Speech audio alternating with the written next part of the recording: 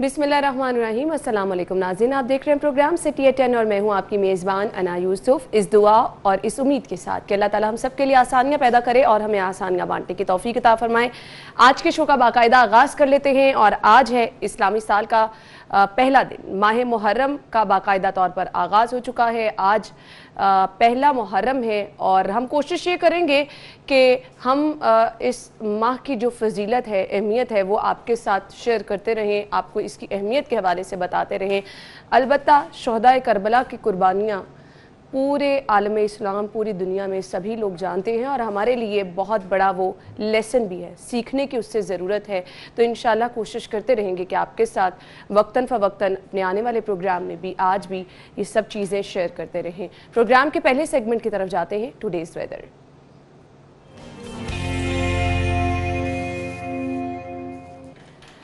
मौसम की सूरत हाल क्या है? कल सारा दिन शहर में बारिश हुई है। आज सुबह से शहर का मौसम खुशगवार है, बादल हर तरफ नजर आ रहे हैं। तो जुनेद से जान लेते हैं। जुनेद, वेदर अपडेट्स क्या हैं? बारिश के इम्कानात हैं आज क्या? जी, लाहौर शहर के मौसम की अगर बात की जाए तो आज महकमा मौसमियात ने मौसम जुज़वी तौर पर अबरआलूद रहने का इम्कान ज़ाहिर किया और महकमा मौसमियात के मुताबिक आज शहर के मुख्तलिफ़ मकामात पर जो है वक्फे से बारिश हो सकती है और आज ज़्यादा से ज़्यादा दर्जा हरारत जो है वो 31 डिग्री सेंटीग्रेड तक जाने का इम्कान है, जबकि सुबह के वक्त कम से कम दर्जा हरारत जो है वो 27 डिग्री सेंटीग्रेड रिकॉर्ड किया गया। आज सारा दिन जो है वो बादल छाए रहेंगे और हवाएं जो हैं 15 से 20 किलोमीटर फ़ी घंटा की रफ्तार से चलती रहेंगी और हब्स की शिद्दत जो है वो आज नहीं रहेगी, बल्कि मौसम जो है वो खुशगवार रहेगा और शहरियों ने इसके ऊपर जो है सुख का सांस लिया, क्योंकि गुज़िश्ता दिनों में जो है हब्स बहुत ज़्यादा हो गई थी, लेकिन हालिया बारिशों के बाद जो है वो मौसम में कदरे बेहतरी आई है और सुबह के वक्त हवा में नमी का तनासब जो है 90% रिकॉर्ड किया गया, जबकि शाम के वक्त हवा में नमी का तनासब जो है वो 81% तक जाने का इम्कान है। और आज हवाएँ जो हैं वो 15 से 20 किलोमीटर फ़ी घंटा की रफ्तार से चलती रहेंगी, जबकि महकमा मौसमियात ने हफ्ते के रोज़ भी शहर का मौसम जुज़वी तौर पर अबरआलूद रहने के साथ जो है वो बारिश की भी पेशेनगोई की है। ठीक है, बारिश की पेशगोई भी की गई है हफ्ते के रोज़। Thank you so much Juned, आप हमारे साथ मौजूद थे। आज मौसम खुशगवार रहेगा तो मेरे ख्याल से ये लाहौरियों के लिए गुड न्यूज़ है। सुबह से शहर का मौसम भी अच्छा है। मौसम की सूरत हाल आपने जानी, कुछ बात कर लेते हैं शहर की सूरत हाल क्या है। टॉप स्टोरीज की तरफ जाएंगे। आज की लीड स्टोरी डेली सिटी 42 की हमारे पास है जी। हुकूमती दावे बह गए और बारिशों ने शहर को डुबो दिया।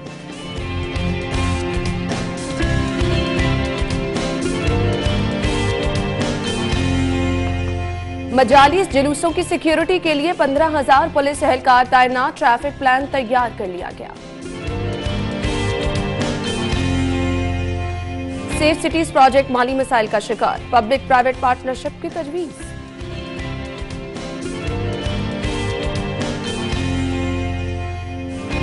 नंबर प्लेट्स और स्मार्ट कार्ड के इजरा में ताखीर। नैब ने एक्साइज से तफसीलात मांग ली।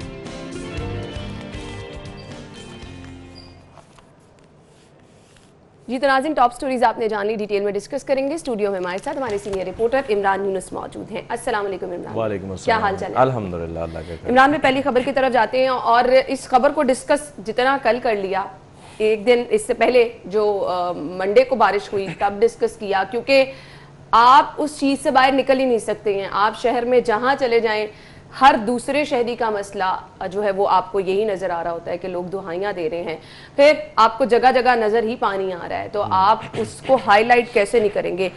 दावे हमेशा बड़े बड़े किए जाते हैं और मुझे नहीं समझ आता, कल भी यही दावा किया गया कि आप कहीं पे भी चले जाएं आप पानी ढूंढेंगे। एमडी वासा की जानिब से दावा किया गया हमारे ही अपने शो में।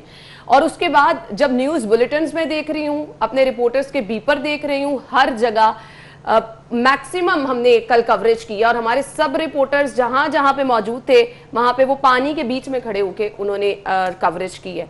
तो फिर ये कैसा दावा है कि आप शहर में कहीं पे भी चले जाएं और पानी ढूंढ के दिखा दें? देखें जी, पहली बात तो ये है कि हर इशू की तरह कल सिटी 42 की तमाम रिपोर्टिंग टीम, तमाम जो न्यूज़ टीम थी उसने बहुत अच्छा रोल प्ले किया और स्पेशली अगर हम फील्ड टीम की हवाले से बात करें जिसमें रिपोर्टर्स भी थे, कैमरामैन थे, ड्राइवर थे, कल तमाम लोगों ने शहर की जगह जगह पे जहां पर पानी मौजूद था कवरेज करके दिखाई है, वहाँ की कवरेज की।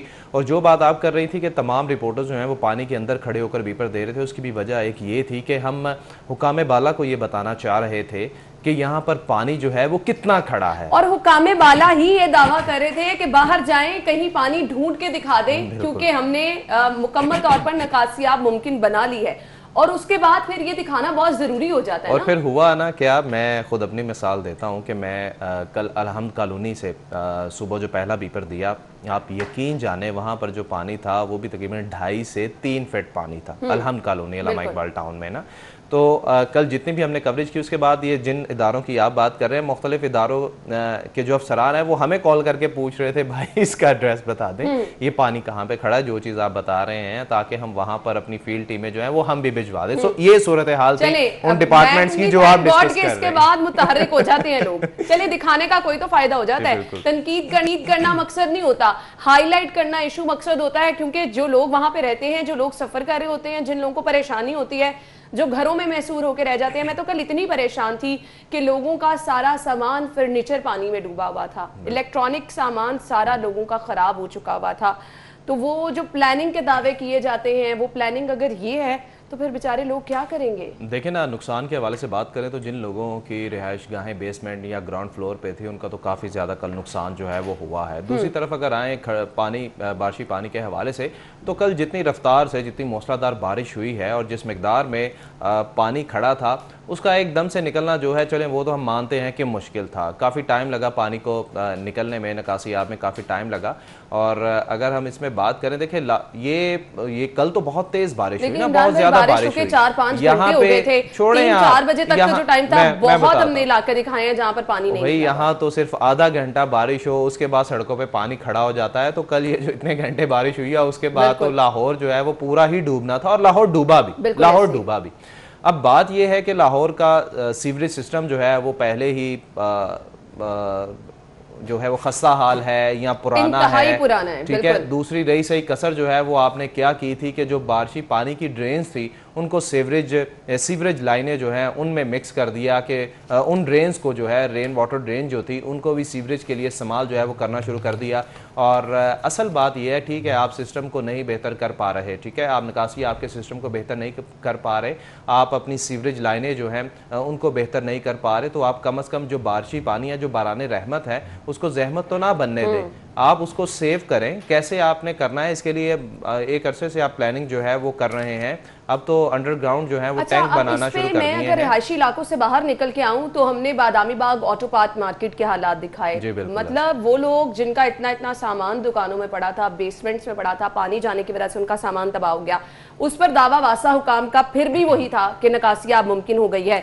अगर वासा का दावा ये था कि उन्होंने निकासियाब को मुमकिन बना लिया है, तो फिर वजीर आला ने क्यों इजहार बरहमी किया? वजीर आला क्यों कल नाराज नजर आए? उन्होंने तो इस्लामाबाद से बड़े एक्टिव होकर उन्होंने कहा जी वासा हुकाम पर इजहार बरहमी किया, तो फिर हमारी तरह वजीर आला भी गलत कह रहे होंगे। देखें, कल जो है वो नो डाउट ये चीज़ तो कंफर्म थी कि कल जो बारिश हुई उसके बाद जो मामूलात ज़िंदगी हैं वो बुरी तरह शहरियों के मुतासिर थे। कोई दफातर नहीं जा पाए, कोई अपने कारोबार के लिए ना निकल पाए, चूँकि पानी जो है वो 2.5 से 3 फीट जो है वो खड़ा है, तो लोग कैसे जा पाएंगे, ठीक है। दूसरा, आप एक प्लानिंग की ज़रूरत है, एक मुसलसल एक जामे प्लानिंग की ज़रूरत है, जिसका फुकदान अभी तक नज़र आ रहा है। मैं हर बारिश में जब भी बीपर देता हूँ उसमें ये चीज़ ज़रूर मैं मेंशन करता हूँ कि वक्त था जब आपकी जो ग्रीन बेल्ट्स थी वो रोड से नीचे थी, जो आपका बारिशी पानी रोड्स पे आता था वो ग्रीन बेल्ट्स में चला जाता था। अब आप जितने भी मेन और जितने भी अहम और मसरूफ रोड हैं उनको देख ले, वहां पर ग्रीन बेल्ट जो है वो सड़कों से ऊंची है। से सुन रही हूँ कि इस पे काम किया जा रहा है, अभी किया जा रहा है, कहाँ किया जा रहा है वो कुछ नहीं पता। अगर ये काम करना होता तो बेहतर नहीं था कि ये सीवरेज लाइनें जो है वो बेहतर करते, ड्रेनेज लाइनें जो है वो बेहतर करते। ये बात नहीं है, पूरी दुनिया में बारिश होती है, पूरी दुनिया में बारिश होती और है, हमारा तो पानी खड़ा होता है, मसला यही है कि हमारे जेरे जमीन पानी की सतह कम होती जा रही है, आप पानी को अच्छे तरीके से स्टोर कर सकते हैं। ये चीज, तो ये प्लानिंग हमारी है जिसकी वजह से शहरी तो परेशान होते हैं और हम इस पानी को भी, जो कि हम इससे फायदा उठा सकते हैं, उसको भी जाया कर देते हैं। खैर, अपोजिशन की तरफ से हुकूमती 2 साल परफॉर्मेंस को भी कल तनकीद का निशाना बनाया गया है। हुकूमत की परफॉर्मेंस 0, 2 साल नाकाम तरीन, मुल्क को 50 साल पीछे धकेल दिया गया। ये जो क्रॉस एक दूसरे पे वार किए जाते हैं, वो कहते हैं जी इन्होंने मुल्क को पता नहीं कितने साल पीछे धकेल दिया, अब ऑपोजिशन कह रही है 2 साल पीछे धकेल दिया। शहरियों को कहां पे, लोगों को कहां पे ये लोग धकेल रहे हैं आपस की इस तकरार में? मुझे नहीं समझ आ रहा लोगों का क्या बंद है। देखें, हुकूमत के हवाले से बात करूं, उनकी जो प्रेस कॉन्फ्रेंस थी, वो तमाम तर बयान थे, वो तो सामने आ गए। लेकिन अगर अपोजिशन के हवाले से बात करूं तो अपोजिशन जो है वो सही पिट रही है। वो क्या कह रही है कि वो चीज़ें जिन पर मौजूदा हुकूमत जब अपोजिशन में थी ये उंगलियां उठाते थे, बातें करते थे, उनको तो बेहतर नहीं कर पाए ना। बिजली का इशू जो है वो आप रिजॉल्व नहीं कर पाए, रोज़गार जो है वो आप फराहम नहीं कर पाए, तेल, गैस, बिजली और इसके साथ जो दीगर अशिया ज़रूरी है उनकी कीमतें जो हैं वो आसमानों से बातें करना शुरू हो गई हैं। महंगाई जो है वो कहाँ पहुँच गई है, नौजवान जो है वो बेरोज़गार हैं, सेहत की कंडीशन, सहूलियात देख लें आप, एजुकेशन को ले लें, कोई भी आप सेक्टर ले लें उसमें आपको नाकामी ही नज़र आएगी। आप ये कह दें कि जी हमने इतना कर्जा वापस कर दिया, उतना कर्जा, भाई जिन लोगों से टैक्स का पैसा कलेक्ट करके आपने कर्जा वापस किया उन पे भी तो कुछ थोड़ा सा लगा दो।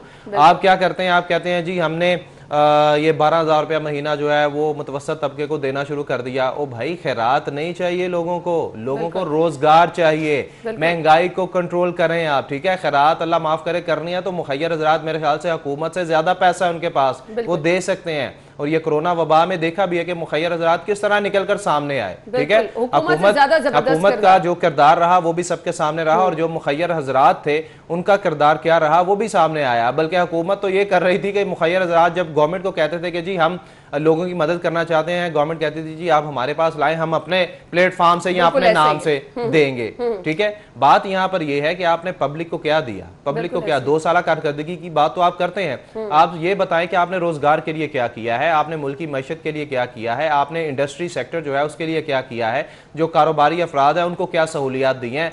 हाँ, आप कहते थे कि जी जो साबका हुकूमत है वो हर शोबे को सड़कों पर ले आई थी, डॉक्टर्स को ले आई थी, साजा को लेकर आई थी। तो भाई आप क्या कर रहे हैं, आप लोगों ने भी तो यही किया। आपके दौर में भी ये साजा जो है वो बेचारों पे बल्कि लाठियां खा रहे हैं, लाठियां खा रहे हैं, जेल में जा रहे हैं। डॉक्टर्स का भी यही हाल है। मेरे ख्याल से कोई ऐसा शोबा नहीं है जहां पर लोगों का मौशी इस्तेसाल नहीं हुआ। वो फिर कोरोना पे डाल दिया गया, वो एक अलहदा बात है। लेकिन उससे पहले भी, कोरोना वबा से पहले भी हमने देखा कि सभी लोग एहतजाज कर रहे थे। और जिन चीज़ों की ये बात करते हैं ना कि जी हमने ये बेहतरी की, वो बेहतरी की, वो क्यों की भाई, वो तो आपने करनी थी, वो तो आपने करनी थी। जितने फंड्स आपके पास हैं अगर आप किसी इदारे पे आपने लगाया तो वो आप बयान कर रहे हैं। लेकिन असल चीज़ ये है, दीद कहेंगे, अगली खबर की तरफ जाएंगे। अगली खबर हमारे पास है जी, मजालिस जुलूसों की सिक्योरिटी के लिए 15,000 पुलिस एहलकार ड्यूटी देंगे और ट्रैफिक प्लान भी इसके लिए तश्कील दे दिया गया है। मुहर्रमुल हराम के दौरान मोबाइल फोन जैमिंग, डबल सवारी पर पाबंदी के साथ साथ दीगर इंतजामात भी मुकम्मल हैं। तमाम तर इंतजामात मुकम्मल कर लिए गए हैं। लेकिन इस खबर की डिटेल में जाने से पहले मैं शहरियों से रिक्वेस्ट ये करना चाहूँगी कि ये इंतजामात किए जाते हैं हम सब के लिए, तो प्लीज़ इस पर आप लोगों का ताउन बहुत ज़्यादा ज़रूरी होता है। जहाँ कहीं पर डबल सवारी पर पाबंदी का जिक्र किया जाता है वहीं पर आपको सिटी ट्रैफिक पुलिस के साथ ताउन करने की ज़रूरत है। जहाँ कहीं पर रास्ते बंद किए जाते हैं, ऑब्वियसली हमारी ही सिक्योरिटी के लिए सब इकदाम उठाए जाते हैं, तो आप अगर ताउन नहीं करेंगे ये चीज़ें, हम बेहतर तरीके से खुश उसलूबी से अंजाम नहीं दे पाएंगे। क्या कहेंगे इमरान भाई? देखें जी, बिल्कुल हर साल मुहर्रमुल हराम में जो जुलूस बरामद होते हैं और उसके बाद जो मजालिस का इनेकाद होता है, रवां साल भी तकरीबन सिर्फ लाहौर शहर में 650 के करीब जुलूस जो हैं वो बरामद होंगे और इसी तरह मजालिस जो हैं वो 5,000 से ज़ायद मजालिस जो हैं उनका इनेकाद किया जाएगा।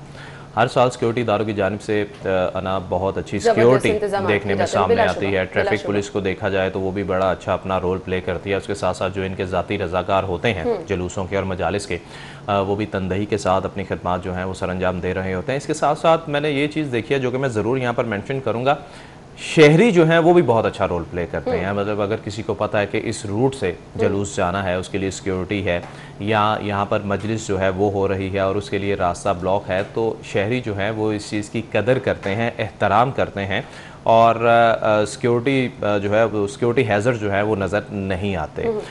सो हर साल ये चीज़ होती है, इस साल भी हुई है और अभी रिसेंटली तमाम जो मजहबी जमातें हैं वो भी कोशिश यही कर रही थी पिछले कुछ 10-15 दिन से कि मुहर्रमुल हराम से पहले तमाम तर उलमा को जो है वो यही कहा जा रहा था, मीटिंग्स होती रही थी कि जी आप खुदा न खासा किसी भी इंतशार जो है अगर कोई ऐसा पैदा होता है तो उसको प्रॉपर तरीके से हल किया जाए, हाईलाइट ना किया जाए, उसको बेहतर तरीके से उससे निपटा जाए।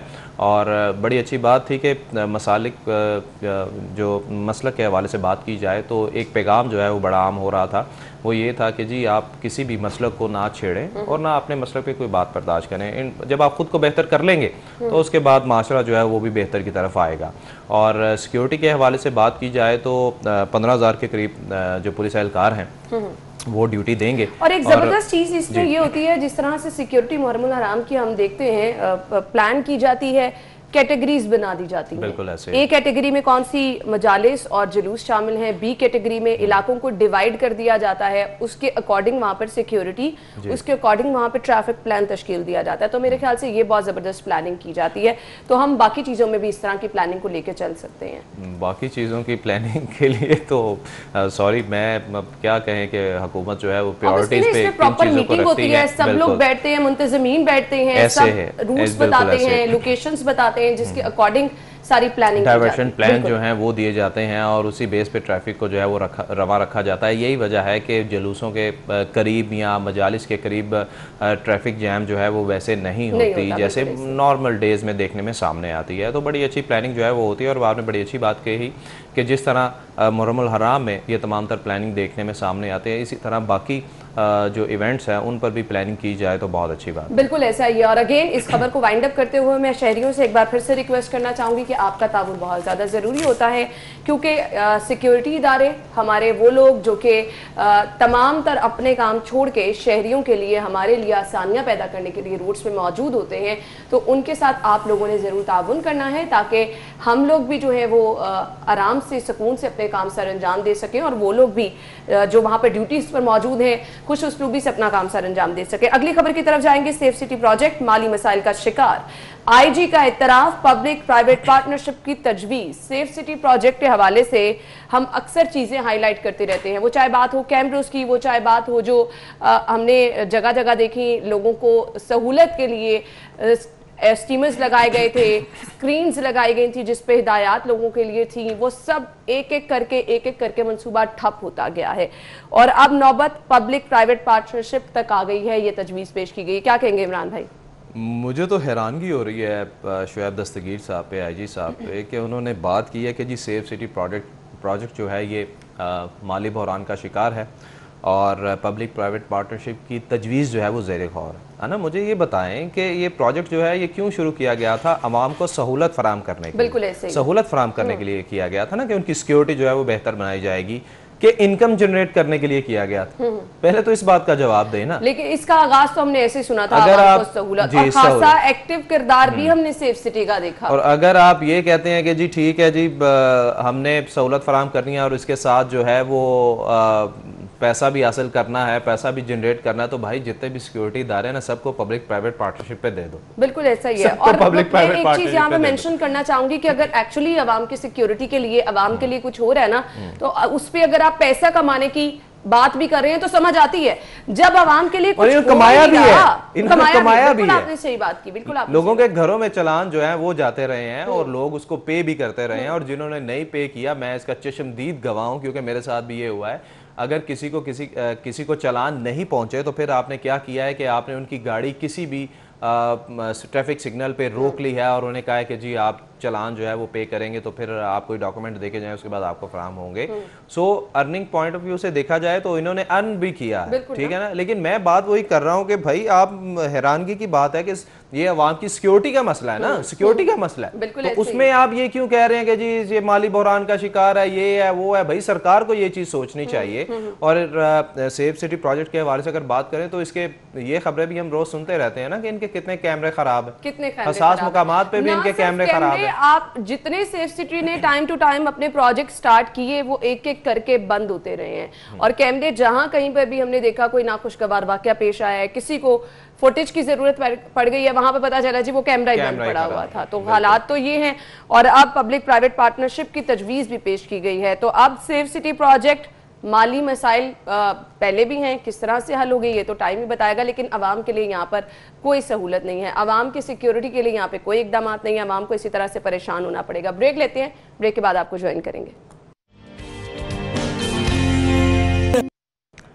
ब्रेक के बाद आपको प्रोग्राम में खुश आमदीद कहेंगे। अगली खबर की तरफ जाएंगे। अगली खबर हमारे पास है जी, नंबर प्लेट स्मार्ट कार्ड के इजरा में ताखीर, नैब ने एक्साइज से तफसीलात मांग ली हैं। अब मेरे ख्याल से कुछ लोगों की मुश्किलात कम हो जाएंगी, क्या कहेंगे इमरान भाई? देखिए जी, ये लोगों की मुश्किलात कम नहीं होंगी, लेकिन एक्साइज की मुश्किलात जो हैं वो ज़रूर बढ़ जाएंगी। अच्छा। और नैब ने एक्साइज जो है ये नैब को ब्रीफिंग देगा। असल इसके पीछे जो बात है वो ये है कि जो महकमा एक्साइज है वो नैब को ब्रीफिंग देगा, और उस ब्रीफिंग में नैब की जानिब से जो डिमांड की गई है वो ये की गई है कि जी आपके जितने भी प्रोजेक्ट्स थे वो डिले क्यों हुए, उनके पीछे मुहर्रकात क्या हैं, कौन कौन से ऐसे अवामिल हैं, कौन कौन से ऐसे अफसरान हैं जिनकी वजह से आपके प्रोजेक्ट्स जो हैं वो डिले हुए हैं या खत्म हो गए। और कोई एक प्रोजेक्ट नहीं है, जितने नए प्रोजेक्ट शुरू किए जाते हैं। मैं तो कहता हूँ नैब आपको बुला लेके है ना, हमें कुछ सवालनामा बना के दें, और आप बेहतर सवालनामा बना के दे देंगी, क्योंकि जितनी चीजें हम लोग इस प्रोग्राम में डिस्कस करते हैं, इनके तमाम तर प्रोजेक्ट्स जो हैं वो देख लें आप, जिनके स्मार्ट कार्ड। और मैं तो जब से एक्साइज के मसाइल देख रही हूँ, मुझे तो नंबर प्लेट्स की कमी वाला मसला समझ नहीं आ रहा कि इतना रेवेन्यू आपका इकट्ठा करने के बावजूद आपका एक ही मसला। भाई अभी नंबर लगता नहीं है, नंबर लगने से पहले शहरी जो है वो आपको नंबर प्लेट के पैसे दे देता है, कार्ड के पैसे दे देता है। उसके बावजूद आपके पास ऐसा कोई सिस्टम नहीं है कि आप कार्ड की छपवाई जो है वो मुमकिन बना सके।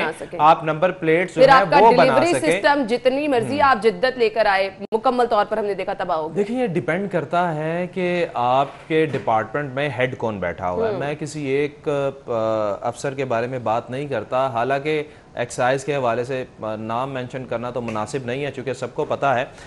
एक्साइज के हवाले से एक बात बड़ी मशहूर हुई थी कि एक्साइज में कुछ ऐसे अफसरान भी आए हैं जिन्होंने कोरियर कंपनी से पैसे खा लिए। बिल्कुल ऐसे ये चीज़ें जो हैं ये भी सामने आई। सो जब तक किसी महकमे का हेड जो है वो कोई बेहतर शख्स नहीं होगा, कोई एक्टिव शख्स नहीं होगा, आपके प्रोजेक्ट्स ऐसे ही डिले होते रहेंगे। और फिर ये ना कि जो कोई नया आता भी है, जो मामलात चल रहे होते हैं, आप उसमें कुछ चेंजेस लाने की कोशिश नहीं करते हैं, आप उन्हीं को ही आगे लेके चलते जाते हैं। वो जो बेड़ा गर्क पहले हुआ है वो वैसे का वैसे चलता रहता है, वही लोग होते हैं, वही लोग चीजें इधर उधर करते रहते हैं, ना कोई पूछने वाला होता है अंदर की काली भेड़े कौन है, उनको कभी कोई पकड़ने की कोशिश ही नहीं करता। क्योंकि जब से हम देख रहे हैं, जब से हम सुन रहे हैं, हमने तो कोई ऐसा प्रोजेक्ट नहीं देखा महकमा एक्साइज का जो कि अल्लाह के हुक्म से कम और इनकी कोशिशों से कंप्लीट हो गया। हाँ, इनकी कोशिशों से डिले जरूर हुआ है, लेकिन ये बड़ा अच्छा काम करते हैं कि जी ठीक है, एक्साइज जो है उसने नाके लगा लिया। साल से आप नमूना गैर नमूना नंबर प्लेट्स को ही फाइनल नहीं कर पाए हैं, और लिटरली सिक्योरिटी हैजर्ड जो है वो इसकी वजह से ज्यादा होते हैं कि दहशतगर्दी में जो गाड़ियां यूज होती हैं। अब छोटी सी मिसाल आपको ये देता हूँ कि लाहौर शहर में अभी भी है ना, मैं ये चीज़ डिस्क्लोज करता हूँ कि मेरे कई ऐसे जानने वाले हैं जिन्होंने 2-2 गाड़ियों पे एक ही नंबर जो है वो लगाया हुआ है, 3-3 गाड़ियों पे एक ही नंबर लगवाया हुआ है। वट वो गाड़ियों का काम करते हैं या जो भी करते हैं, लेकिन ये सरकार की जिम्मेदारी है, ये मुतलका महकमों की जिम्मेदारी है। और ये शहरियों को छोड़ें, शहरी तो ऐसी हरकतें जो है वो करते ही हैं किसी ना किसी चीज़ पे, लेकिन जो मुतलका इदारे हैं उनको एक्टिव जो है वो होना चाहिए और इस चीज़ को यकीनी बनाना चाहिए कि शहर में एक नंबर प्लेट पे एक ही गाड़ी जो है वो चले। ठीक है, आप इस चीज़ को तो यकीनी नहीं बना पाए कि तमाम गाड़ियों पे सरकारी नंबर प्लेट जो हैं वो लग सकें। उल्टा जब आपसे ये काम ना हुआ, आपने स्मार्ट कार्ड नहीं दिए, आपने नंबर प्लेट्स का इजरा नहीं किया, उसके बाद आपने शहरियों को ये कह दिया कि जी ठीक है आप खुद से नंबर प्लेट बनवा के लगवा लें, तो फिर अगर ऐसी चीज़ें जो है वो महकमे की जानिब से की जाएगी तो फिर आप शहरियों से किस चीज़ की उम्मीद या किस चीज़ की तवक्को करते हैं? शहरियों से किस चीज़ की तवक्को रखते हैं? आप अपने पैसे भी बटोरते रहते हैं, शहरियों को दूसरी चीज़ों में उलझा छोड़ते हैं, और फिर उसके बावजूद खसारे का सामना रहता है, उसके बावजूद आप परेशानी का शिकार नजर आते हैं, उसके बावजूद नौबत यहाँ तक आ जाती है कि नैब आपसे ब्रीफिंग तलब कर लेता है। खैर, अगली खबर की तरफ जाएंगे। अगली खबर है जी, कारोबार आसान, FBR के ताउन से बिजनेस रजिस्ट्रेशन पोर्टल बनेगा। वर्ल्ड बैंक रिपोर्ट के मुताबिक कारोबार में आसानी से मुतालिक पाकिस्तान की रैंकिंग में 28 दर्जा बेहतरी खुश आइंद है, सूबाई वजीर का ऐसा कहना है। क्या कहेंगे इमरान भाई? देखें, अल्लाह का शुक्र है कि ये कम अज़ कम इजलास तो कर रहे हैं ना मईशत की बेहतरी के लिए, क्योंकि मईशत के हवाले से पंजाब में मुश्किल से ही कोई चीज़ जो है वो देखने में सामने आती है। ठीक है, आप FBR के ताउन से जो है वो पोर्टल बनाने जा रहे हैं बिज़नेस रजिस्ट्रेशन के हवाले से, तो बड़ी अच्छी बात है कि कारोबारी अफराद को जो है वो सहूलत मिल जाएगी। और जो पोर्टल बन जाएगा तो ईजी हो जाएगा, एक्सेस ईजी हो जाएगी, लोगों के लिए आसानियाँ पैदा हो जाएंगी। ठीक है, आप ये चीज़ें कर रहे हैं, लेकिन इसके साथ साथ आप कम से कम कारोबारी हजरात जो हैं उनके लिए एक बेहतर पॉलिसीज़ जो हैं वो अपनाने की अशद ज़रूरत है। ठीक है, आप रिसेंटली जो अभी ये कोरोना के चक्कर में 5 माह आपका तमाम मुल्क जो है वो बंद रहा है, तमाम तरह, मैं कारोबार की बात नहीं कर रहा, मैं पूरे मुल्क की बात कर रहा हूँ कि मुल्क की मईशत जो है वो जहाँ पर पहुँच चुकी है, मुश्किल से अब उसको काफ़ी टाइम लगेगा दोबारा खड़े होने पे। जहाँ पर भी मईशत थी उससे काफ़ी नीचे चली गई है। अब कम से कम उस आपने अचीव क्या करना है, उस मुकाम पे लाने के आपको काफ़ी मेहनत जो है वो करनी पड़ेगी। तो इसमें बिज़नेस कम्युनिटी को जो है वो यहाँ पर आपको सहूलियात जो है वो देना पड़ेंगी, उसका साथ जो है वो देना होगा। ये बात तो तय है कि हमेशा बिजनेस कम्युनिटी जो है उसने हुकूमत का साथ दिया है। हुकूमत पे जब भी कोई मुश्किल वक्त आया है किसी भी मामले में, जो कारोबारी हजरात हैं उन्होंने बढ़ चढ़ कर रोल प्ले किया है, सिर्फ इस मुल्क के लिए कि मुल्क बेहतर होगा तो कारोबार बेहतर होंगे, हुकूमत बेहतर होगी, आवाम जो है उनको सहूलियात मिलेंगी और बिज़नेस भी बेहतर होगा। यही वजह थी कि कारोबारी हजरात जो है वो हर मामले में खुलकर आगे आते थे। हुकूमत भी उन्हें किसी हद तक जो है वो सपोर्ट भी करती रही है, लेकिन आपको मतलब मईशत अब जहाँ पे हमारी पहुँच चुकी है उसको मज़ीद बेहतर करने की ज़रूरत है और रोज़गार के मौके पैदा करने की ज़रूरत है। यही वो वक्त है क्योंकि लोग परेशान इस कदर हो चुके हैं, हर कोई जो है वो परेशान नजर आ रहे हैं, रोजगार के मौके ढूंढ रहे हैं। और फिर हुकूमत की तरफ से दावे भी तो ये किए गए थे ना कि लोगों को रोजगार फराहम किया जाएगा, हुआ तो वैसा नहीं। लेकिन हालांकि वर्ल्ड बैंक की है ना, सॉरी आपकी बात कर रहा हूँ, वर्ल्ड बैंक की जो रिपोर्ट है उसमें अभी भी पाकिस्तान जो है वो बेहतरी की तरफ जा रहा है, मुस्तहकम है। चलें, बड़ी अच्छी बात है कि इंटरनेशनल इदारे जो हैं वो आपकी तारीफ कर रहे हैं। ये कोरोना वबा के बाद भी इदारे जो हैं वो आपकी बेहतरी की बातें कर रहे हैं, उनकी फहरिस्त में अभी भी आप बेहतरी पर चल रहे हैं। तो खुदारा इस चीज़ को कंट्रोल रखें, बेहतर करें और मजीद बेहतरी की तरफ जाएं। उसके लिए क्या करना है, बेहतरी होगी तो हमारा मुल्क भी खुशहाल होगा और ये मेरे ख्याल से वक्त की अहम जरूरत है। अगली खबर की तरफ जाएंगे। अंदरूनी मुल्क सफर करने वाले मुसाफिरों के प्रोटोकॉल पर पाबंदी, नई ट्रैवल एडवाइजरी जारी कर दी गई है। ट्रैवल एडवाइजरी 20 अगस्त से 31 अक्टूबर तक नाफिजुल अमल रहेगी। मुसाफिरों के लिए हेल्थ डिक्लेरेशन फॉर्म फिल करना लाजमी करार दिया गया है। कैसे देखते हैं इमरान भाई इस फैसले को? देखें जी, प्रोटोकॉल जो है वो तो हमारे मुल्क में आप हर दूसरा बंदा अपना प्रोटोकॉल खुद बना के बैठ जाता है, प्रोटोकॉल ले रहा है, किसी ना किसी का कहीं ना कहीं जो है वो रेफरेंस लाजमी निकल आता है प्रोटोकॉल के हवाले से। बात और आप रेफरेंस के अंदर ही आपका प्रोटोकॉल इतना शहाना आप बनाने की कोशिश कर लेते हैं कि ऑब्वियसली उसे लोग भी परेशान होकर रह जाते हैं, दूसरे लोगों का इस्तेसाल भी होता है और कुछ समझ नहीं आती कि यहाँ पर चल क्या रहा है, कोई कानून है भी या नहीं है। देखें, बड़ी अच्छी बात है और कि शहरी जो है तमाम सिस्टम के हवाले से अगर अंदरूनी मुल्क इन्होंने सफ़र करने वाले मुसाफिरों के प्रोटोकॉल पर पाबंदी आयद की है तो बड़ी अच्छी बात है, होना भी यही चाहिए था। क्योंकि नॉर्मली यही होता है कि अगर कोई लाइनों में लगे हुए हैं अपने पासपोर्ट के लिए, अपनी बारी के इंतज़ार के लिए, तो तमाम लोग जो है वो फिर देखते हैं कि भाई इस शख्स को क्यों इतना ज़्यादा प्रोटोकॉल जो है वो फराम किया जा रहा है। सिर्फ लाइनों में लगने की बात नहीं है, ओवरऑल भी प्रोटोकॉल जो हैं वो दिए जाते हैं। और इस हमारे मुल्क की बदकिस्मती है कि यहाँ पर हर शख्स जो है वो प्रोटोकॉल चाहता है, वो प्रोटोकॉल बिल्कुल ऐसे ही है। और हम देख लेते हैं कि दूसरे लोग इतने परेशान होकर रह जाते हैं। वो एक जो होता ना कि आप आपस में एक इंसानियत वाला जज्बा भी सम टाइम इस चक्कर में आपको जो है वो नजरअंदाज होता नजर आता है। लेकिन ये ट्रैवल एडवाइजरी जो है वो अब ब्रेक के बाद आपको प्रोग्राम में एक बार फिर से खुशामदीद कहेंगे। अगली खबर की तरफ जाएंगे। अगली खबर हमारे पास है जी, प्राइस कंट्रोल अथॉरिटी बनाने का फैसला किया गया है। चीनी मुकर्ररा नरखों पर फरोख्त कराएंगे, मियां असलम इकबाल की जानिब से कहा गया है। प्राइस कंट्रोल अथॉरिटी बनाई जा रही है, लेकिन इससे कबल इमरान भाई जो प्राइस कंट्रोल मजिस्ट्रेट हैं वो क्या कोई अलग से काम सर अंजाम दे रहे हैं जो ये अथॉरिटी बनाने की ज़रूरत पेश आ रही है? देखिए जी, प्राइस कंट्रोल मजिस्ट्रेट्स के हवाले से बात करें तो उनका किरदार तो सबके सामने है। वो फ़िलहाल तो ज़िला इंतज़ामिया जो है वो उनके अंडर थे और जो भी उनकी कारकर्दगी होती थी और वो भी सबके सामने है कि उनका काम क्या है, सिर्फ जुर्माने करना और हवालात में बंद करना और फिर वो डाटा जो है वो अपने मुतलका इंतज़ामिया को सेंड कर देना और बता देना कि जी ये मेरी परफॉर्मेंस रही। और उसके बाद रिसेंटली हमने ये भी देखा कि मुतलका डिप्टी कमिश्नर्स जो हैं उनकी जानिब से तमाम नहीं बहुत ज़्यादा प्राइस कंट्रोल मजिस्ट्रेट जो हैं उनको शोकाज नोटिस जो हैं वो भी दिए गए कि वो महंगाई को कंट्रोल नहीं कर पाए।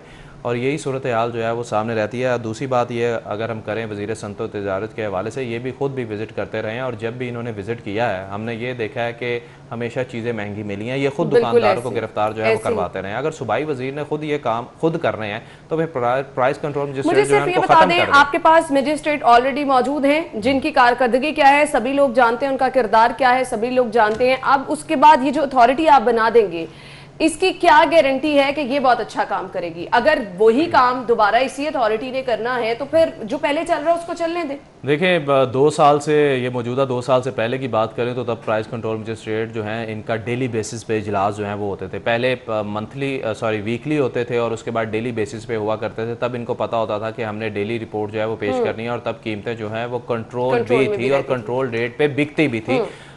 शहरियों की जेबों पर दुकानदार डाके नहीं डालते थे। लेकिन जब मजिस्ट्रेट को ये हो कि जी महीने बाद मुझसे पूछगिछ होगी या 2 महीने बाद होगी, 3 महीने बाद होगी, तो फिर तो वो ठंडे बैठ जाएंगे ना और फिर शहरियों को उसका खमियाजा जो है वो भुगतना पड़ेगा। अब जो है अथॉरिटी बनाएंगे, अब अथॉरिटी बनाएंगे। अब बात ये है अथॉरिटी क्या करेगी? अथॉरिटी क्या करेगी? अथॉरिटी इनके खिलाफ एक्शन लिया करेगी और अगर ये अथॉरिटी नहीं एक्शन लेने हैं तो उससे पहले जो डिप्टी कमिश्नर है वो क्या कर रहे हैं? बिल्कुल वो क्या कर रहे हैं? आप अथॉरिटी बनाने का फैसला तो कर लिया लेकिन पहले जो चीजें हैं उससे आप क्या बेहतरी लेकर आएंगे, उससे किस तरह से मुख्तलिफ होंगी, लोगों को इसका क्या फायदा पहुंचेगा, ये तो खैर वक्त ही बताएगा। अगली खबर है पटवारियों की अहलियत, तनख्वाहों, इख्तियारात का नए सिरे से तायुन होगा।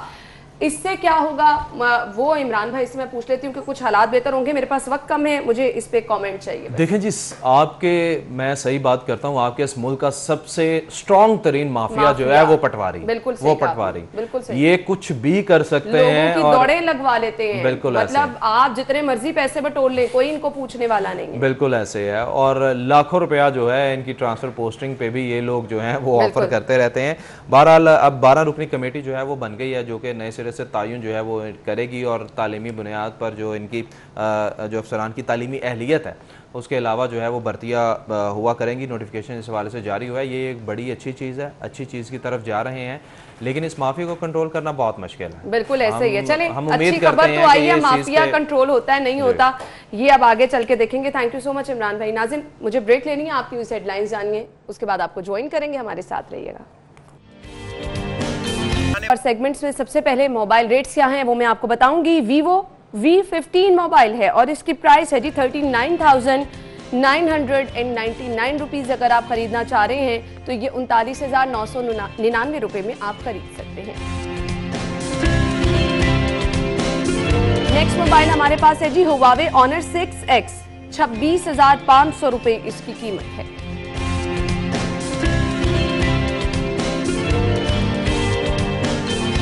और इसके बाद हमारे पास है जी LG मोबाइल और इसकी कीमत है जी 26,500 रुपए।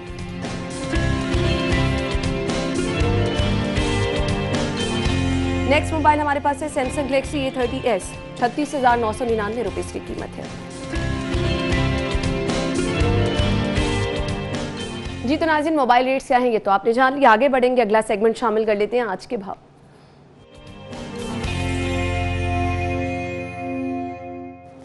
हसन अली हमारे साथ मौजूद हैं। हसन, बताइएगा मार्केट में सब्जियां किस कीमत पर मिल रही हैं? जी बिल्कुल, शहर में अगर सब्जियों कीमतों की बात की जाए तो कीमतों में कोई कमी नज़र नहीं आती और ख़ास तौर पे अगर बात की जाए सरकारी नरखनामे के हवाले से तो सरकारी नरखनामे के मुताबिक शहर भर में सब्जियों की फ़रोख्त जो है वो एक ख्वाब बन के रह चुकी है, क्योंकि शहर के जिस भी इलाके में चले जाएँ वहाँ पे मनमानी कीमतों पे सब्जियाँ फ़रोख्त की जाती हैं और प्राइस कंट्रोल मजिस्ट्रेट्स जिनका ये काम है वो शहर के किसी भी इलाके में कीमतों को कंट्रोल करते हुए नज़र नहीं आते। अगर कीमतों की बात की जाए तो शहर के मुख्तलिफ इलाकों में प्याज 50 से 60 रुपये में फ़रोख्त किए जा रहे हैं, टमाटर 70 से 80 रुपये में फ़रोख्त किए जा रहे हैं, आलू जो है वो 70 से 80 रुपये में फ़रोख्त किए जा रहे हैं, लहसन चाइना जो है वो 250 रुपये, जबकि अदरक जो है वो 500 रुपये से लेकर और 530 रुपये फ़ी किलो तक फ़रोख्त किया जा रहा है। जबकि अगर बात की जाए लीमू की तो लीमू जो है वो 150 रुपये से लेकर और 180 रुपये फ़ी किलो तक फ़रोख्त किए जा रहे हैं। इस हवाले से शहरियों का ये कहना है कि हुकूमत को चाहिए कि वो अपने जारी करदा सरकारी नरखनामे के मुताबिक शहर भर में सब्जियों की फ़रोख्त को यकीनी बनाएं ताकि आम शहरियों को, आम सार्फिन को कुछ रिलीफ जो है वो मिल सके। उनका ये कहना था कि जहाँ भी चले जाएँ वहाँ पे मनमानी कीमतों पे सब्जियाँ हों, फल हों या कोई भी शय हो वो फ़रोख्त की जाती है और कीमतों को कंट्रोल करने के लिए हुकूमत की जानिब से कोई इक़दामात नज़र नहीं आते। जबकि दूसरी तरफ अगर बात कीजिए ब्रायलर की कीमत की तो गुज़िश्ता रोज़ की निस्बत आज मुर्गी के गोश्त की कीमत में 7 रुपये फ़ी किलो की कमी देखी जा रही है, जिसके बाद शहर में मुर्गी का गोश्त 161 रुपये फ़ी किलो मुकर्रर किया गया है। ठीक है, thank you so much Hasan, आप हमारे साथ मौजूद थे। सब्जियों की कीमतें मार्केट में क्या हैं आपने बताई, एग रेट्स क्या हैं वो मैं आपको बताऊंगी। सबसे पहले रिटेल प्राइस क्या है, 117 रुपये दर्जन में आप अंडों की खरीदारी कर सकते हैं। और इसके बाद जी अगर आप होलसेल पे जाएंगे तो होलसेल में आपको 115 रुपये में अंडे मिल सकते हैं। और इसके बाद अगर आप जाएंगे गोरमे पे तो गोरमे पर आपको 116 रुपये दर्जन अंडे मिलेंगे। आगे बढ़ते हैं, अगला सेगमेंट शामिल कर लेते हैं बचत बाजार।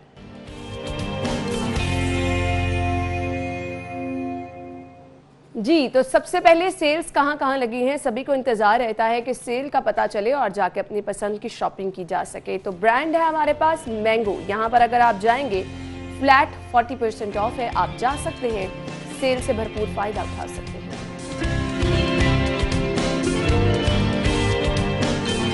नेक्स्ट ब्रांड है जी हमारे पास इंजन, अप टू 70% ऑफ है, यहाँ पर भी आप जा सकते हैं, ऑनलाइन शॉपिंग के ऑप्शन भी मौजूद है।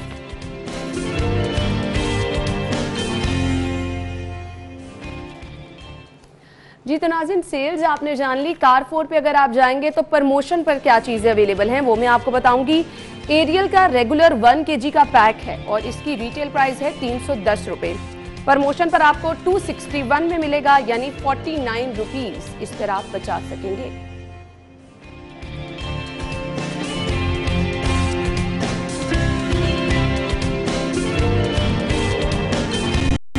नेस्ले सेरेलैक 500 ग्राम पैक है, रिटेल प्राइस 850 रुपीज है और इसके बाद जी इसकी प्रमोशनल प्राइस है 670, यानी इस पे आप 180 रुपीज बचा सकेंगे।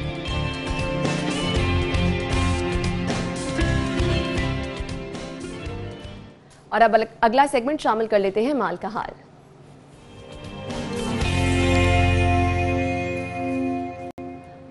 गैर मुल्की करेंसी रेट्स क्या हैं, एक नजर डालेंगे।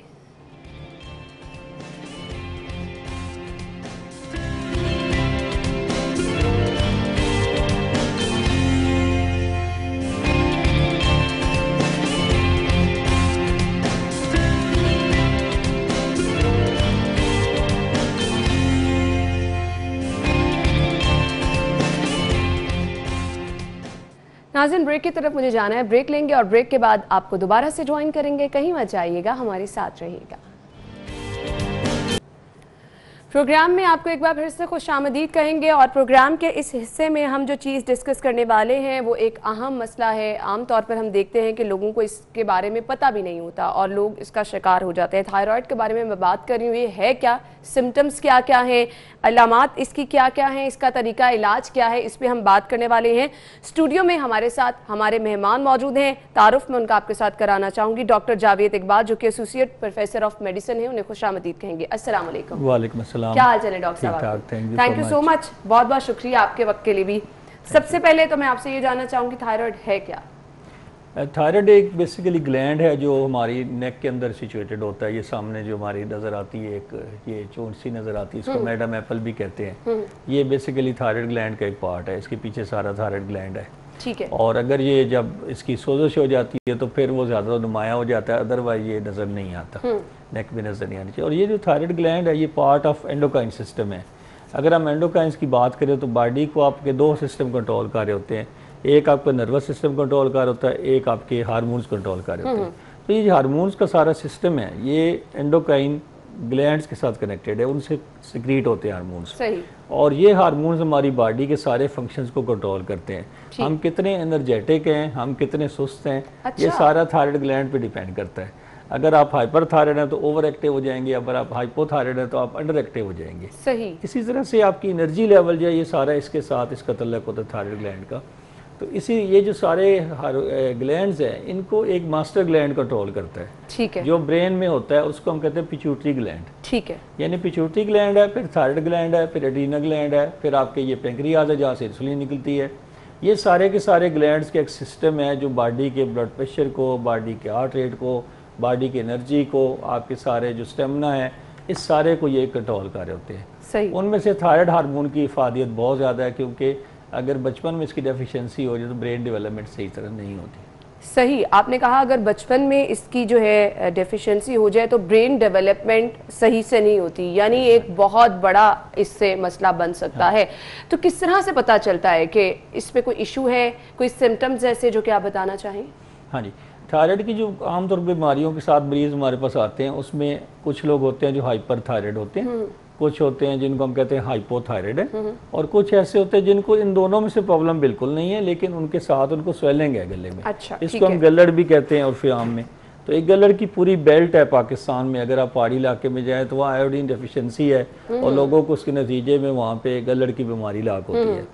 तो अब हम इस पर अगर बात करें कि हाइपर थायराइड को कैसे पहचानना है, तो हाइपर को हम हाइपर से ही याद रखेंगे, यानी वो कहीं भी बैठा होगा वो हाइपर होगा। अगर हम यहाँ बैठे हैं, हम कंफर्टेबल, इस वक्त हमें टेम्परेचर महसूस हो रहा है, लेकिन अगर मैं यहाँ बैठे हुए हम में से किसी एक को टेम्परेचर ज्यादा महसूस हो रहा हो, गर्मी ज्यादा लग रही हो, एंजाइटी ज्यादा हो रही हो, हर बात में हम इरिटेट हो रहे हो, चिड़चिड़ापन आ रहा हो, हार्ट बीट बहुत तेज हो, और वेट लूज हो रहा हो। अच्छा, इसमें जो वेट लूज होता है उसमें खाना पीना सही रहता है, सही, यानी आपकी भूख सही है, आप खा पी सही रहे हैं, लेकिन आपके जिस्म को नहीं लग रहा, अच्छा, आप हाइपर थायराइड होंगे। ठीक, और इसके ऑपोजिट जो है वो हाइपोथायराइड लोग हैं। ये बड़ा खवातीन इस बारे कंसर्न होती है कि हमारा वेट क्यों गेन हो रहा है, और इसके लिए वो थायराइड टेस्ट करवा के ले आती हैं। तो थायराइड की एक वजह है कि अगर हाइपोथायराइडिज्म है, थायराइड की कमी है, तो आपका वेट गेन होना शुरू हो जाएगा। अच्छा, डिस्पाइट कि आप बिल्कुल खाना नॉर्मल रह रहे हैं, खाना नॉर्मल रह रहे हैं, वेट गेन हो रहा है, सही। तो ये हाइपोथायराइड की निशानी है। ऐसी सूरत में भी थायराइड टेस्ट करवाने चाहिए।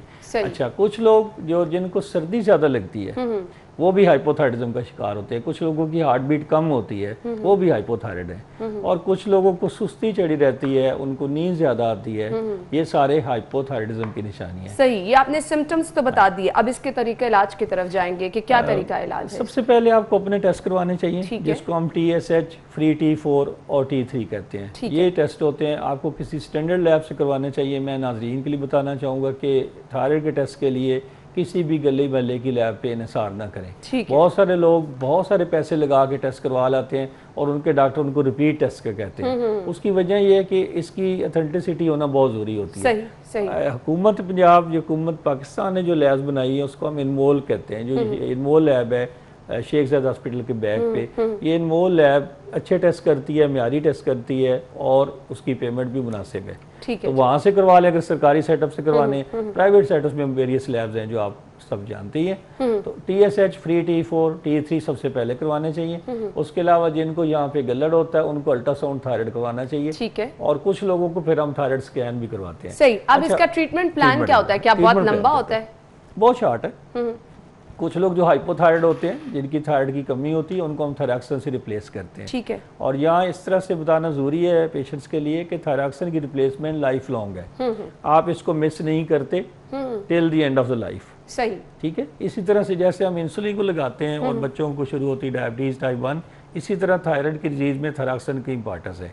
अगर आप मिस कर देंगे तो उसका नतीजा बेहोशी की सूरत में भी निकल सकता है। सही। और ऑन दी अदर एंड कुछ लोग जो हाइपर थायराइड हैं, उनकी बीमारी की नोयत के मुताबिक उनको एंटी थायराइड ड्रग्स दी जाती हैं या उनको रेडियो एक्टिव आयोडीन दी जाती है, या सम टाइम अगर उनको बहुत ज़्यादा सांस लेने में दुश्वारियाँ हो रही हों तो फिर हम उनकी सर्जरी भी करते हैं। सही। सांस लेने में अगर बहुत ज़्यादा दुश्वारी हो रही हो तो फिर आपके पास सर्जरी की ऑप्शन होती है। तो सर्जरी का इस पे क्या तरीके का, क्योंकि लोग बहुत ज़्यादा खौफजदा हो जाते हैं जब सर्जरी की नाम ही सुनते हैं। बहुत अर्सा पहले जब 2000 से पीछे आप बात करें तो उस वक्त एंडोक्राइनोलॉजी का फील्ड इतना डेवलप नहीं था, तो उस वक्त जिसको भी गिल्टी या निकलती थी वो सर्जरी की तरफ दौड़ा जाता था और सर्जन कहते थे आज हम आपकी सर्जरी कर देते हैं, थायराइड निकाल देते हैं। अभी ये कि हम सर्जरी को बहुत लिमिट कर दिया, उसका रोल रेडियो एक्टिव आयोडीन मौजूद है, उससे ट्रीटमेंट की जा सकती है, एंटी थायराइड ड्रग्स की जा सकती है। और अगर किसी मरीज़ को इतनी ज़्यादा ये लार्ज स्वेलिंग हो यहाँ पे या कोई कैंसरस स्वेलिंग हो, जैसे हम उसको टेस्ट कर लेते हैं, उस टेस्ट को कहते हैं FNAC यानी फाइन नीडल एस्पिरेशन। आप एक नीडल से टेस्ट ले लेते हैं, उसमें देख लेते हैं कि कोई ट्यूमर वाले सेल्स हैं या नहीं है। तो अगर ट्यूमर वाले सेल्स हैं तो फिर उसकी थायराइड की सर्जरी होगी। ठीक है। तो ये सर्जरी आमतौर पे ये लोग जो 30 ईयर से कम उम्र। अच्छा डॉक्टर साहब, अब यहाँ पे कुछ इस तरह के भी हमारे यहाँ लोग हैं कि आपने अगर सर्जरी सजेस्ट भी कर दिया, डर के आप नहीं कराते और इन द लॉन्ग रन आपको जाके उसके नतीजे जो है वो बहुत ज़्यादा बुरे मिलते हैं। तो ये क्या नुकसानदेह है कि आप सर्जरी नहीं करा रहे, सिर्फ मेडिसिन पे ही आप इक्तफा कर रहे हैं? अगर आप सर्जरी नहीं करवा रहे तो अंदर आपके कैंसरस लीजन है तो फैल जाएगा ना। अच्छा। वो फैल जाएगा तो फिर आपकी सर्जरी भी मुमकिन नहीं रहेगी और उसके प्रॉब्लम्स आने शुरू हो जाएंगे। सही। सर्जरी इंडिकेटेड है, जो आपके एंडोक्राइन के डॉक्टर ने भी कह दी है, जहाँ आपके सर्जन ने भी कह दिया कि ये सर्जरी होनी चाहिए, वहाँ सर्जरी करवा लेनी चाहिए। सही। और मेडिसिन के मैं जानना चाहूंगी कि मुस्तनद मेडिसिन हमारी हैं इस तरह की कि आप इसका टाइमली इलाज कर सकते हैं। अगर आप इसको टाइमली जो है तशखीस हो जाए, डॉक्टर के पास चले जाएं, और अगर आप टाइम वेस्ट कर देते हैं तो इसका नुकसान क्या हो सकता है? देखिए, हाइपोथायराइडिज्म में तो एक ही ट्रीटमेंट, उसको हम कहते हैं थायरॉक्सिन, और थायरॉक्सिन मुख्तलिफ नामों से अवेलेबल है और थोड़ी बहुत शार्ट भी रहती है लेकिन बहरहाल मिल जाती है, और ये लाइफ लॉन्ग ट्रीटमेंट है। ये डेली गोली खानी है, उसकी डोज एडजस्ट करनी है डॉक्टर साहब से, अपने डॉक्टर से रब्ता करके। सही सही। दूसरी बात आगे, हाइपरथायराइड लोग, उनको अपनी दवाइयाँ लेनी चाहिए, एंटी थायराइड ड्रग्स उनको कहते हैं। कई केसेस में हम उनको 2 साल तक देते हैं और कई केसेस में थोड़ा उससे पीरियड ज़्यादा भी हो जाता है। सही। अगर एंटी थायराइड ड्रग से रिस्पॉन्स ना है तो एक आयोडीन, रेडियो एक्टिव आयोडीन होती है, इससे डरने की बिल्कुल ज़रूरत नहीं है। ये कोई ताबकारी नहीं है, इसकी एक मिनिमल सी डोज होती है जो आपको इनमोल वाले या शौकत खानम वाले आपको एक गिलास में डाल के पिला देते हैं। सही। तो ये कोई डिफ़िकल्ट प्रोसीजर नहीं है। बहुत सारे पेशेंट्स इससे दूर रहना चाहते हैं, जब उनको रेडियो एक्टिव आयोडीन पीने का कहते हैं तो उससे परेशान हो जाते हैं। सही सही। ये कोई परेशानी वाला प्रोसीजर नहीं सही। है। अच्छा डॉक्टर साहब, मुझे ये भी बताएगा, अगर हम अक्सर हमारे बहुत सारे लोगों की बड़ी तादाद ऐसी है कि वो इस बीमारी में अगर मुब्तला हैं तो वो या तो फिर हकीमों के चक्कर लगाना शुरू कर देते हैं, या फिर आपके पास एक ऑप्शन होती है आप होम्योपैथिक मेडिसिन की तरफ भी चले जाते हैं। इस पे मुस्तनद इलाज है इसका क्या? नहीं, इस पे मुस्तनद इलाज है। पिछले दिनों मैंने एक फार्मासिस्ट से मेरी मुलाकात हुई है, उन्होंने मुझे हैरान ही कर दिया, बिकॉज वो भी इसी चक्कर में थे कि मैं होम्योपैथिक या कीमाना ट्रीटमेंट करा लूँ थायराइड का, हाइपोथायराइडिज्म का शिकार थे। तो 3 महीने वो अपना टाइम ज़ाया करके अब वापस आ गए थे, तो अपना वेट गेन कर रहे थे। अब वो थायरॉक्सिन पे है तो रिप्लेसमेंट पे है, तो ठीक है। इसका बहुत अच्छा और बहुत आसान ट्रीटमेंट मौजूद है। ट्रीटमेंट मौजूद है, टाइम वेस्ट इस पे आपको नहीं करना चाहिए। एंडोक्रिनोलॉजिस्ट की जरूरत है बस। सही। और मुझे ये बताइएगा कि जिस तरह से आपने कहा कि अगर हम टाइम वेस्ट कर देते हैं, आपकी बीमारी ऑब्वियसली जो है वो टाइम कर जाती है, गुजर जाता है और फिर कॉम्प्लिकेशंस आपकी ज्यादा बढ़ जाती हैं। तो क्या कहना चाहेंगे आप देखने वालों को, अगर ये सिम्टम्स हैं तो कितना टाइम वेट करना चाहिए और प्रॉपर फिर आपको इलाज की तरफ अगर आपको सिम्टम्स है आप टेस्ट करवाएं, फौरी तौर पर ट्रीटमेंट उसका फौरी शुरू हो जाना चाहिए। जो ही हम लेट करते जाते हैं हम ब्रेन के ऊपर उसके बुरे असरात आते हैं। सही सही। मैसेज क्या देना चाहेंगे देखने वालों को? मैं मैसेज देना चाहूँगा कि जिन लोगों को थायराइड की इलामात इस तरह की, उनका वज़न बहुत बढ़ रहा हो, वज़न कम हो रहा हो, उनकी नींद ख़राब हो गई हो, नींद बढ़ गई हो या नींद कम हो, गर्मी ज़्यादा लग रही हो या सर्दी ज़्यादा लग रही हो, ऐसे मरीज़ों को अपने थायराइड के टेस्ट करवाने चाहिए। और दूसरा, जब उनके बच्चे पैदा होते हैं, बच्चों में भी ये चीज़ें नोट करें। अगर बच्चों को इस तरह की इलामात आ रही हैं, कोई प्रॉब्लम्स आ रही हैं, तो उनको एक दफ़ा स्क्रीनिंग ज़रूर करवाएं। डॉक्टर साहब, ये जेनेटिक भी हो सकता है? बिल्कुल जेनेटिक हो सकता है। जेनेटिक भी हो सकता है, तो एहतियाती तदाबीर आपको बता दी हैं। ये अगर अलामात हो तो ज़रूर आप अपना टेस्ट कराएं। टेस्ट भी डॉक्टर साहब ने रेफर कर दिया है। टाइम वेस्ट ना करें, क्योंकि अल्टीमेटली इसका असर, जैसे कि डॉक्टर साहब ने मेंशन किया है, कि आपके दिमाग पर होता है। थैंक यू सो मच, बहुत बहुत शुक्रिया। बहुत ही मुफीद मालूमात आपने हमारे साथ शेयर की हैं, बहुत बहुत शुक्रिया आपका। ब्रेक के बाद आपको दोबारा ज्वाइन करेंगे, हमारे साथ रहिएगा। कि कोई शख्स ज़हनी बीमारी में मुब्तला है, सबसे ज्यादा चीज जो डिप्रेशन की वजह से पैदा होती है वो नाउम्मीदी है।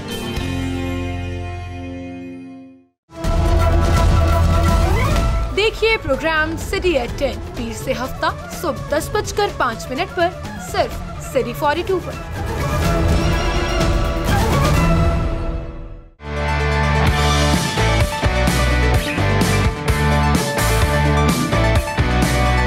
सवाल होंगे, जवाब होंगे, चुटकुले और शरारतें, बहस भी, तकरार भी, गीत भी, हार भी और जीत भी, और होंगे हम और आप। देखिए प्रोग्राम हम और आप पीर से जुमेरात की शाम 6:05 पर सिर्फ सिटी 42 पर।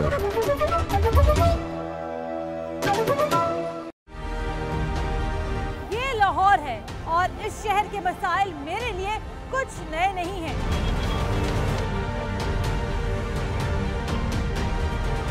हर अंदाज, हर बात और हर छुपी दास्तान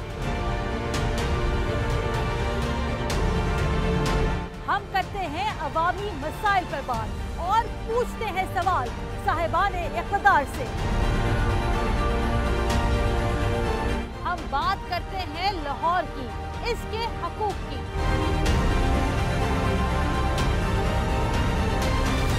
प्रोग्राम न्यूज़ नाइट सिर्फ सिटी 42 पर। देखिए प्रोग्राम न्यूज नाइट पीर से जुमेरात रात 8:05 पर सिर्फ सिटी 42 पर।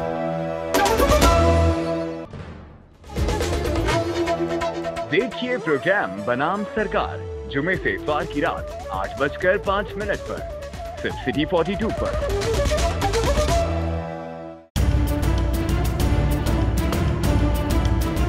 वो शहर के जानलेवा दुश्मन हैं, तो हम लाहौर पे जान लुटा देने वाले दोस्त। वो छुपकर जुर्म करते हैं, हम रहते हैं उनकी घात में। हम करते हैं उनका पर्दाफाश।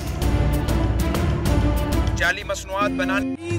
दाढ़ी जो है वो तर हो चुकी थी, तो मैंने पूछा कि खुदा आपको रंज की शक्ल न दिखाया, आप इस तरह क्यों विलक कर रो रहे हैं?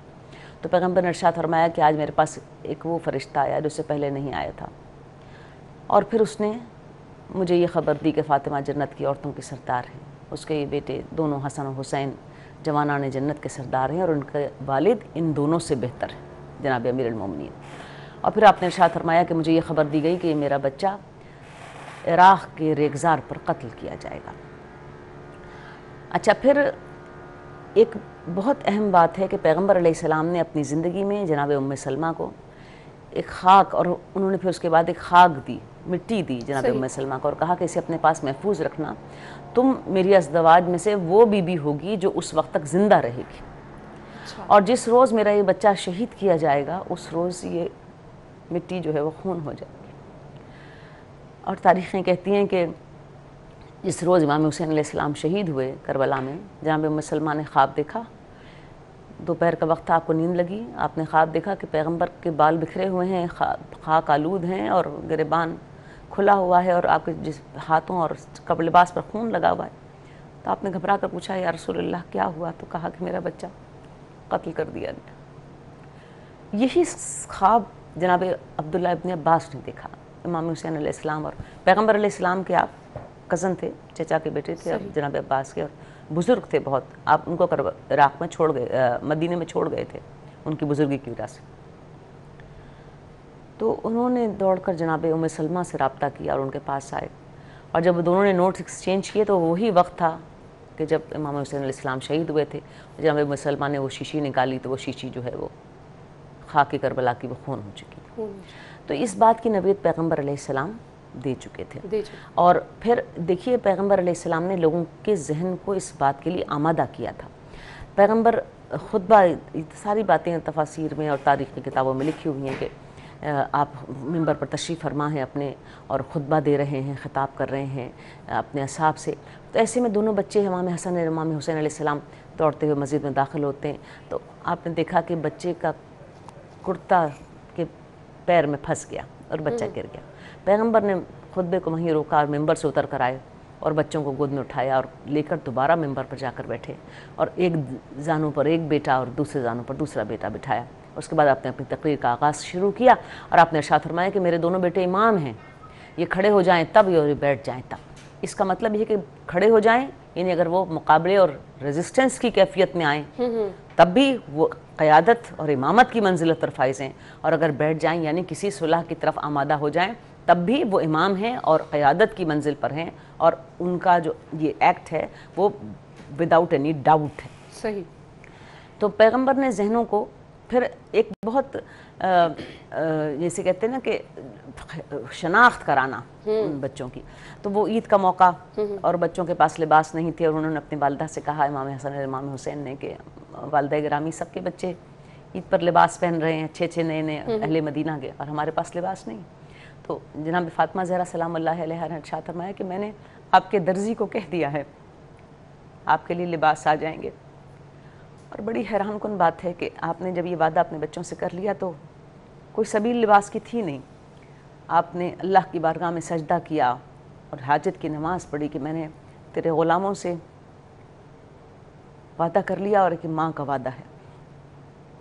और ईद की सुबह तुलू हुई और दरवाज़े पर दस्तक हुई जनाब फ़ातिमा ज़हरा के। तो आपने पूछा कौन? तो कहा ख़यात हसन वल हुसैन, हसन हुसैन का दर्जी आया है। और वो दर्जी कौन था? वो रिजवान जन्नत, जन्नत का दारोगा लिबास लिए खड़ा हुआ था। एक बच्चे को सुर्ख लिबास और एक बच्चे को सब्ज़ लिबास पहनाया गया। जब पैगंबर उनको नमाज के लिए लेने के लिए आए तो बच्चों ने कहा कि नाना सबके पास सवारियाँ हैं और हमारे पास तो सवारी नहीं। तो वो जो इंसानियत की फलाह के लिए पैगंबर आया और जिसके खातिर ये कायनात बनी, लौला कलमा खलक़तल इफ़लाक, वो झुक गया और उसने एक कंधे पर एक बच्चे को और दूसरे कंधे पर दूसरे बच्चे को बिठा लिया और कहा कि मैं हूँ तुम्हारी सवारी। जब बच्चे बैठ गए दोष रसूल पर, तो फिर बच्चों ने कहा कि नाना सबके बच्चों के हाथ में सवारी की महार है, तो हमारी सवारी की तो महार ही नहीं है। पैगंबर ने अपने बाल अपने गेस हुए मुबारक पकड़े और इधर से सीधे दाईं तरफ से एक बच्चे के हाथ में और बाईं तरफ से दूसरे बच्चे के हाथ में पकड़ा कर कहा, ये है तुम्हारी महार। और इस कैफियत से पैगंबर नमाज की तशरीफ़ लाए तो जनाब अबू बकर सिद्दीक़ ने इस कैफियत से आते हुए देखा पैगंबर को, तो कहा कि क्या खूबसूरत सवारी है। तो पैगंबर ने इरशाद फरमाया, ये भी तो कहो कितने खूबसूरत सवार हैं। तो ये आपने पैगंबर ने जहन को तैयार किया कि जो भी करेंगे इमाम हसन और इमाम हुसैन अलैहिस्सलाम, वो दर हकीकत मंशाए पैगंबर होगी। और फिर बहुत बड़ा स्टेटमेंट दिया पैगंबर ने कि हुसैन मिन्नी व ना मिनल हुसैन, हुसैन मुझसे है और मैं हुसैन से हूँ। देखिए ये बात तो समझ में आती कि हुसैन पैगंबर अलैहिस्सलाम से है, क्योंकि आपके गोश्त और खून का हिस्सा है। लेकिन मैं हुसैन से हूँ, इसकी बहुत बड़ी फ़िलासफ़ी है। और वो फ़िलासफ़ी ये है, पैगंबर क्या हैं? पैगंबर तौहीद और नबूवत और अदालत और इंसानियत का एक समझिए कि एक हमारे सामने मैनिफेस्टेशन है ना, मजमुआ का। हमने तौहीद को पैगंबर से समझा, नबूवत के इंस्टीट्यूशन को पैगंबर से जाना, अदालत के निज़ाम को पैगंबर से समझा, इंसानियत को पैगंबर से जाना। जितने वर्चूज़ हैं, जिस मकसद के लिए ज़मीन पर अल्लाह ने इंसान को खलीफा बनाया और नायब बनाया, वो हमने पैगंबर की ज़ात से सीखे। तो पैगंबर ने कहा कि मैं हुसैन से हूँ, ये सारी फ़िलासफ़ी को एनकम्पास करता है ये स्टेटमेंट पैगंबर अलैहिस्सलाम का। तो ये बात हमें हमेशा याद रखनी चाहिए कि पैगंबर इमाम हुसैन मुहर्रम इमाम हुसैन अलैहिस्सलाम के रेफरेंस से याद तो किया जाता है, लेकिन हकीकत में इसका रेफरेंस खुद पैगंबर अलैहिस्सलाम है। बिल्कुल आपने सही कहा, बिल्कुल कि मैं हुसैन से हूँ, हुसैन मुझसे है और मैं हुसैन से हूँ। अगर हम आज इमाम हुसैन अलैहिस्सलाम को याद कर रहे हैं, दर हकीकत हम पैगंबर अलैहिस्सलाम को बिल्कुल आपने सही कहा। हम यहीं से गुफ्तगू का सिलसिला आगे बढ़ाएंगे। हमारे साथ मौजूद हैं, गुफ्तगू का सिलसिला आगे बढ़ाएंगे। आपा मुझे ये बताएगा, इमाम हुसैन ने मदीना क्यों छोड़ा और फिर सफ़र का रास्ता क्यों इख्तियार किया? देखिए ये एक बहुत बुरी रिवायत पड़ गई। इस्लाम खिलाफत राशिदा के फ़ौरन बाद एक मलूकियत का एक निज़ाम छा गया इस्लाम में, मुसलमानों के ऊपर मसलत हो गया। तो जो सुलह इमाम हसन अलैहिस्सलाम थी, उसमें उसकी कुछ शराइत थी, और उस शराइत में किसी की नॉमिनेशन का राइट फरीक़ दोयम को नहीं दिया गया था। सही। लेकिन अनफॉर्चुनेटली उस माहिदे को पामाल किया गया और यजीद की नॉमिनेशन कर दी गई, और उसने नॉमिनेट होते ही इमाम हुसैन अलैहिस्सलाम से सवाल बैत किया। तो ये कुछ 26 रजब की बात है, उसकी शायद उसने तख्त नशीनी की उसने 23 से या 24 रजब को, और 26 रजब को मदीने को के गवर्नर वलीद को कहा कि इमाम हुसैन अलैहिस्सलाम से बैत लो, और या फिर बैत न करें तो उनका सर काट कर भेज दो। सही। तो वलीद ने इमाम हुसैन अलैहिस्सलाम को बुलाया गवर्नर हाउस में। वहाँ मरवान भी मौजूद था, जो बाद में बनी उमैया की हुकूमत मरवान और उसकी औलाद के ज़रिए से 150 साल तक उन्होंने मुसलमानों के ऊपर जो जुल्म तोड़े, वो तारीख़ का एक हिस्सा है। तो और कहा कि इस तरह चेंज ऑफ गार्ड्स हुई है, तो आप जो हैं अब बैत कर लीजिए। सही। तो इमाम हुसैन अलैहिस्सलाम अपने साथ जवानाने बनी हाशिम को लेकर गए थे, जो गवर्नर हाउस के बाहर आपका इंतज़ार कर रहे थे। और आपने फिर वलीद से कहा कि बहुत खूबसूरत जुमले हैं आपके, और ये इन जुमलों को आप जोड़िए इमाम हुसैन पैगंबर अलैहिस्सलाम की उस स्टेटमेंट से कि हुसैन मिन्नी व ना मिनल हुसैन। तो आपने इरशाद फरमाया कि नाहनु अहले बैत नबुवा व मादन रिसाला व मुख्तलिफ अल मलाइका व महबतल वही। तुम हमसे मांग रहे हो बैत, हम अहले बैत नबूवत हैं, मलाइका हमारे घर आते हो जाते हैं, वही हमारे घर में नाजिल हुई, और हम नबूवत की कान हैं, जिस कान में से जवाहरात निकलते हैं, तो हम नबूवत की कान हैं, सरचश्मा हैं। और यजीद दूसरी तरफ नफ्स मोहतरम का कातिल है, और क्या मुझ जैसा उस जैसे की बैत कर सकता है? मुझ जैसा, ये भी बहुत इंपॉर्टेंट इमाम हुसैन अलैहिस्सलाम का स्टेटमेंट है। मुझ जैसा, यानी आपने मैं नहीं कहा, मुझ जैसा। मुझ जैसे का मतलब ये है कि इमाम हुसैन अलैहिस्सलाम ने अपने आप को अपनी पहचान और शनाख्त कराई कि मेरी शनाख्त कौन सी है? हुसैन मिन्नी व ना मिनल हुसैन, मैं हुसैन से हूँ, हुसैन मुझसे। तो मैं किस जैसा हूँ? नबी जैसा हूँ, नबी का गोश्त और खून का हिस्सा हूँ। और और नबी कौन है? 1,24,000 अम्बिया के इंस्टीट्यूशन के आप उनके ताज हैं उस इंस्टीट्यूशन के। तो मैं मुझ जैसा, यानी मैं तो उन जैसा हूँ, तुम किन जैसे लोगों की बात कर रहे हो? फिर आपने कहा कि मुझसे ये सवाल मजमे आम में करना, मैं मजमे आम में इसका जवाब दूंगा। सही। आप उठ के जाने लगे तो मरवान ने वलीद को मशवरा दिया कि अगर तुमने इनको जाने दिया तो फिर ये तुम्हारे हाथ नहीं लगेंगे, इनका सर यहीं काट लो। उस वक्त इमाम हुसैन अलैहिस्सलाम तारीखें कहती हैं कि आपकी आवाज़ बुलंद हुई और आपने इरशाद फरमाया कि किसकी मजाल है जो मेरा सर काट ले। बस इस जुमले का सुनना था, बनी हाशिम के जवान अंदर दाखिल हुए, आपने उन्हें साथ लिया और आप बाहर निकल आए। लेकिन उसी वक्त आपको अंदाज़ा हो गया था कि मदीने में आपको रहने नहीं दिया जाएगा, या आप कत्ल होंगे, और जब अगर आप कत्ल कर दिए गए मदीने में तो आपका कातिल उसी तरह बेनामो निशान हो जाएगा जिस तरह आपका भाई के कातिल बेनामो निशान हो गया, आपके वालिद का कातिल बेनामो निशान हो गया। और थोड़े ही दिन पहले अब्दुर्रहमान बिन अबू बकर कत्ल हुए, उनका कातिल बेनामो निशान हो गया। मोहम्मद बिन अबू बकर जिस तरह कत्ल हुए, तारीखें उस पर खामोशी इख्तियार करती हैं। तो इस तरह ये बहुत सारे कत्ल तो हो चुके थे ना, तो आपने ये इस बात को मुनासिब समझा कि आप मदीने को छोड़ दें।